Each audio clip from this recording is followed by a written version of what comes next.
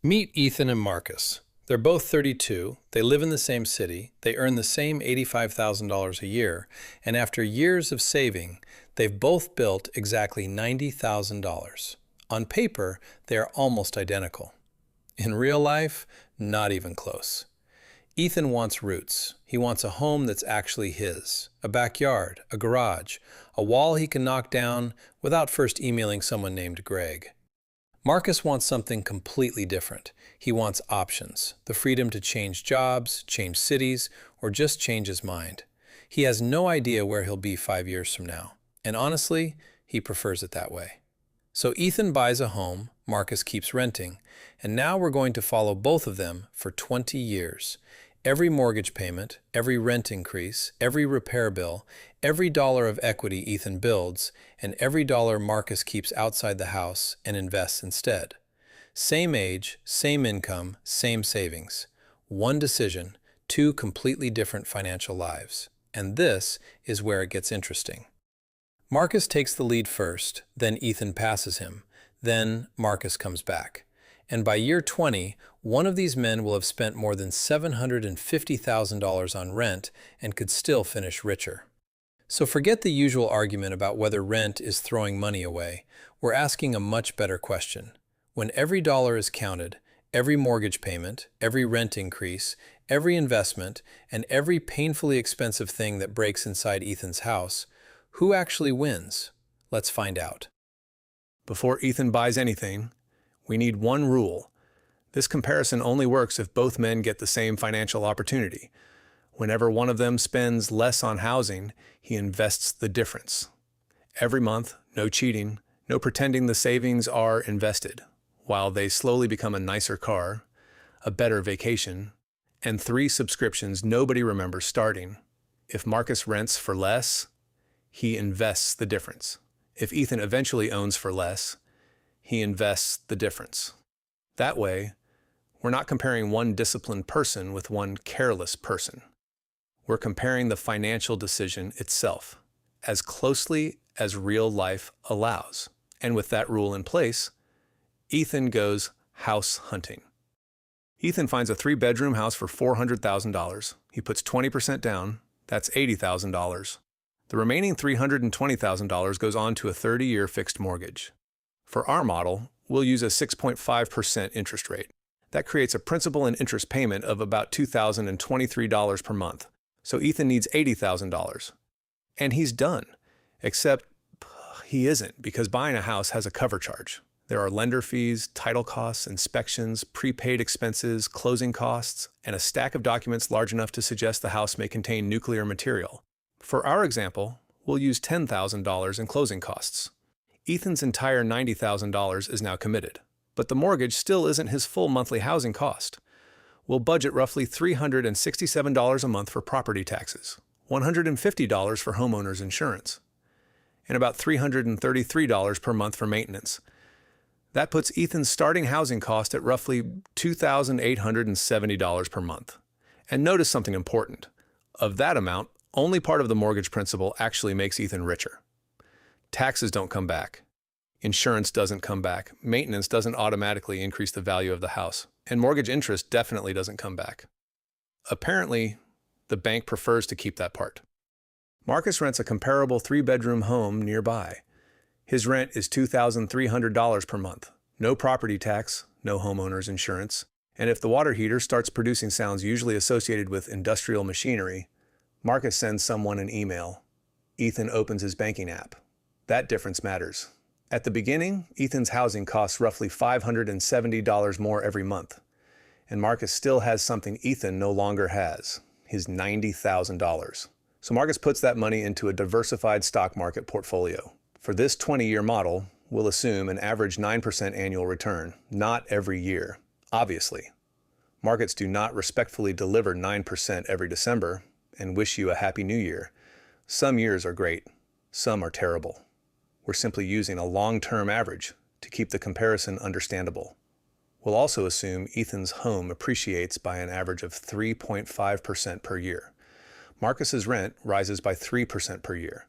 Taxes, insurance, and maintenance rise over time as well. These are assumptions. Change them, and the result changes. And that's going to become very important later. But for now, Marcus has $90,000 invested, plus roughly $570 a month of additional money to invest. Ethan has a $400,000 house, with $320,000 of debt attached to it. Who looks better? At first, Marcus. After 1 year, Ethan has made 12 mortgage payments, and he discovers one of the least emotionally satisfying features of a mortgage. The balance barely moved. He started owing $320,000. A year later, he still owes roughly $316,000. Why? Interest. Early mortgage payments are heavily weighted toward interest. In Ethan's first payment alone, around $1,730 goes to interest. Only about $290 reduces the loan balance. So yes, Ethan is building equity, just with the urgency of someone replying, "I'll check," in a group chat. But Ethan has another engine working for him. The house itself at 3.5% appreciation. His $400,000 house is worth roughly $414,000 after year one. Combine that appreciation with the principal he's paid down, and Ethan has around $98,000 in home equity. Not bad. Marcus, however, started with $90,000 invested. His portfolio grew, and he kept investing the monthly difference. After the first year, Marcus has roughly $105,000. Scoreboard. Marcus gave $105,000. Ethan, $98,000. The renter is ahead by about $7,000, which seems to confirm the renting argument. Except, Marcus's advantage has a problem. It's already shrinking. Ethan bought a $400,000 asset using only $80,000 of his own money. That's leverage. When the house rises in value, Ethan benefits from appreciation on the entire house. Not only his down payment. A 3.5% increase on $400,000 is $14,000. That's a pretty significant gain. Relative to the $80,000 he originally put down, Marcus doesn't get that effect. His $90,000 portfolio grows from a much smaller starting base. Of course, leverage has a darker side. If Ethan's $400,000 house falls 10%, that's a $40,000 decline. The mortgage does not sympathetically fall 10% with it. The bank is funny like that.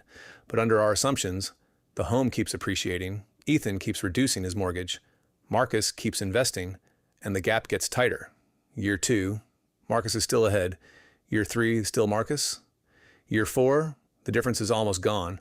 And around year 5, we get our first change of leader. 5 years after buying the house, Ethan's property is worth roughly $475,000. His mortgage balance has fallen to just under $300,000. That gives him about $175,500 in home equity. Marcus has also done very well. His original $90,000 has been compounding. He's continued investing the monthly savings from renting, and his portfolio is now worth roughly $174,000. For the first time, Ethan is ahead.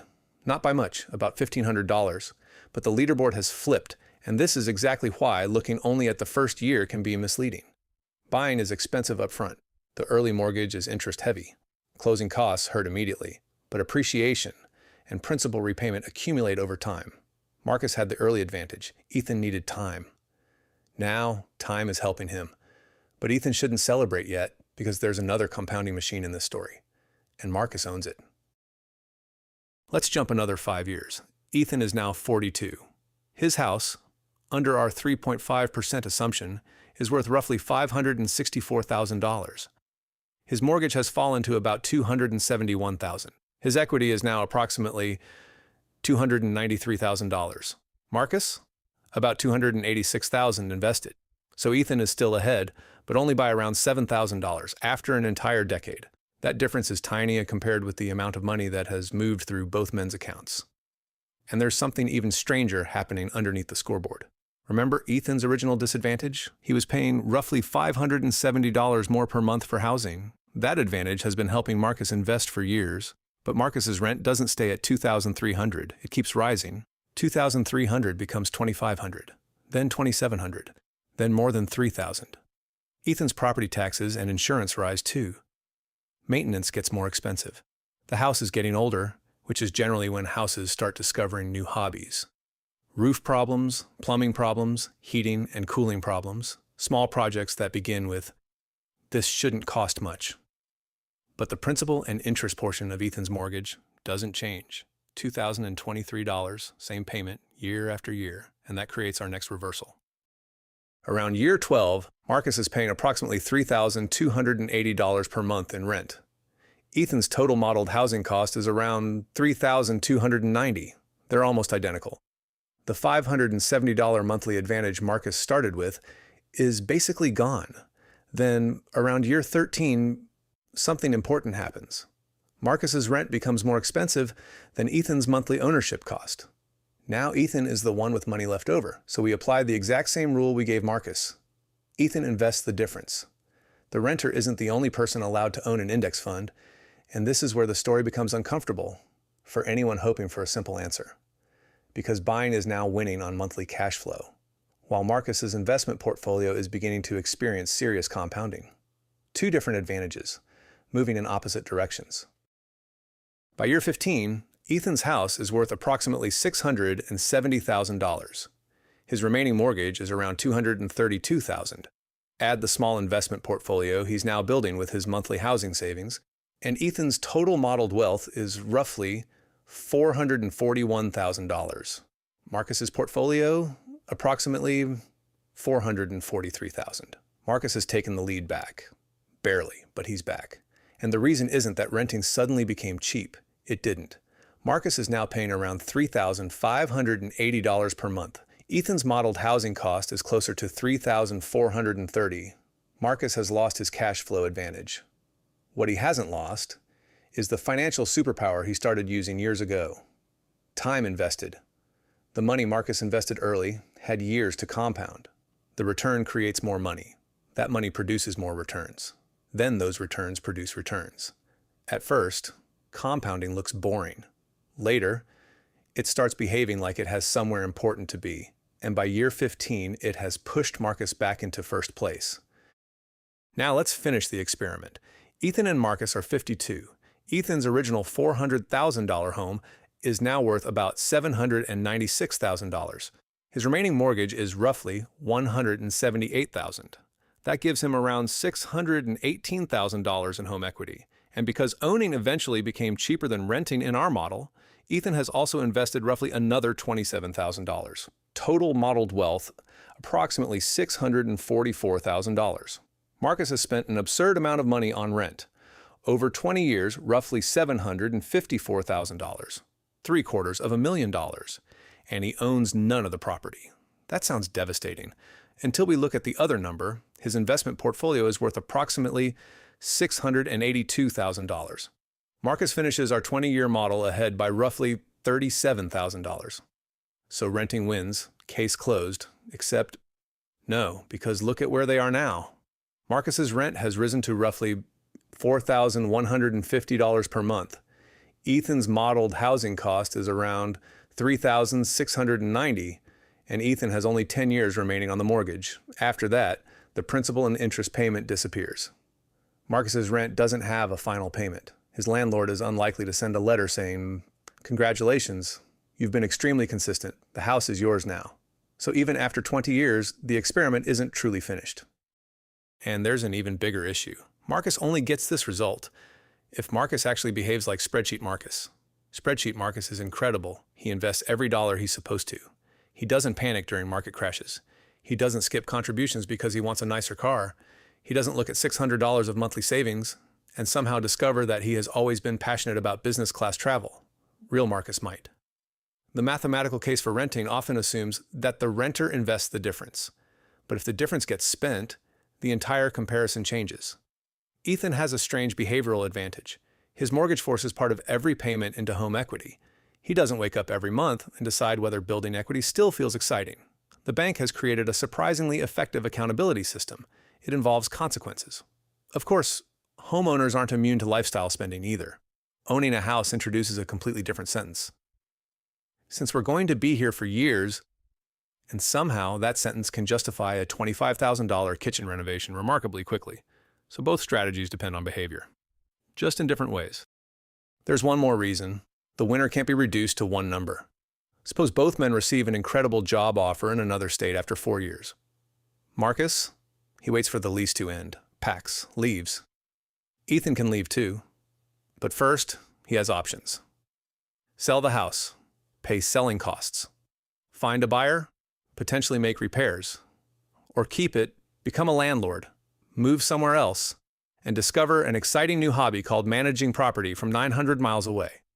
Mobility has value. So does stability. Marcus's wealth is also liquid. If he needs $30,000, he can sell part of his portfolio. Ethan has hundreds of thousands of dollars in home equity. But unfortunately, Home Depot still doesn't accept 7% of his kitchen as payment. To access that wealth, Ethan generally needs to sell, refinance, or borrow against the property. And then there's concentration. Marcus owns pieces of many companies through a diversified portfolio. Ethan owns one large asset on one street in one neighborhood in one city. If that area performs well, fantastic. If it doesn't, Ethan can't rebalance by selling the garage. But Marcus has a risk Ethan doesn't. Markets are incredibly easy to sell, sometimes too easy. When stocks fall 30%, Marcus can panic and press a button. When Ethan's house falls in estimated value, he can mostly make coffee and continue living in it. Illiquidity sounds like a disadvantage. Behaviorally, sometimes it's a seatbelt. And now, we reach the real answer. Marcus finished ahead in our model, but change one assumption, and Ethan can win. Lower the mortgage rate, buying improves. Increase home appreciation, buying improves. Raise rent faster, buying improves. Move Ethan after 3 years, renting becomes much more attractive. Increase property taxes and insurance, renting improves. Give stocks stronger long-term returns. Marcus pulls further ahead. Give Marcus lower investment returns, Ethan can pass him. And if Marcus never invests the monthly difference at all, this stops being much of a race. That's why there is no universal answer to, is renting or buying better? There is only, at what price, at what rent, at what mortgage rate, for how long? And what are you going to do with the money that doesn't go into housing? Those questions matter far more than whether one payment is called rent and another is called mortgage. So yes, rent is money you don't get back. Marcus spent roughly $754,000 on it in our example. But Ethan also spent enormous amounts of money that he doesn't get back. Mortgage interest, property taxes, insurance, maintenance, closing costs, potential selling costs. Those aren't equity, they're the price of owning housing. And that's the misconception. That makes this debate so confusing. The real comparison isn't rent versus mortgage. It's the unrecoverable cost of renting versus the unrecoverable cost of owning, plus what happens to the capital left over. Ethan used leverage, appreciation, and forced principal repayment to build wealth. Marcus used liquidity, lower early housing costs, and compounding to build wealth. Marcus led first. Then Ethan passed him. Then Marcus came back, and with slightly different assumptions, the ending could change again. Because buying a home is not automatically the financially responsible choice. Renting isn't automatically throwing your future away. There are two different ways of paying for the same basic thing, a place to live. And the winner usually isn't decided by whether you rent or buy. It's decided by the price you pay, how long you stay, what happens to the money in between, and whether the person in the spreadsheet site behaves anything like the person in real life, because spreadsheets are incredibly disciplined. Unfortunately, they don't have Amazon accounts. Got a topic you want me to break down next? Drop it in the comments. If you enjoyed this one, leave a like. And remember, question the headlines, understand the system. See you in the next one.